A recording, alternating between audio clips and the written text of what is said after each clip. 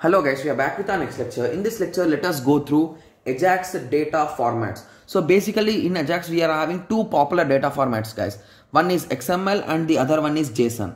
Okay. So basically you can just go through the theoretical part guys. I just underlined the dots, right? So those are the important points that you should just go through at least once. Okay. So XML is nothing but extensible markup language guys. We have discussed a whole unit on this topic guys. So you should have a clear idea. So let us take a small example that is nothing but record from a particular guy to everyone, the title you gave and you gave a description and you are closing the record. So basically assume a simple thing guys. In XML, everything is user defined. The tags can be user defined guys. That's it.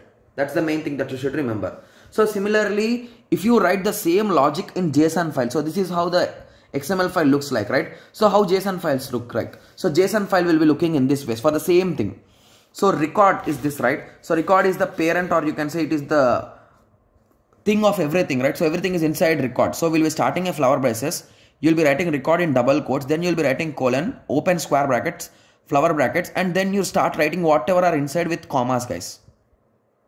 Okay. And at the end you'll be closing the flower bracket, closing and closing the flower brackets again. So basically in simple words, you can say the JSON file looks exactly like a CSV file.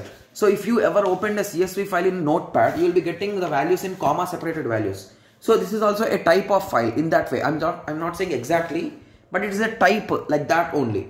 Okay. Okay. So I hope everyone got some basic idea about the data formats. So in the next lecture, we will be going through Ajax security concerns. So there are multiple problems with respect to security. So we'll be discussing about them in the next lecture. Okay. So let us meet in the next lecture. Thank you. Thanks for watching.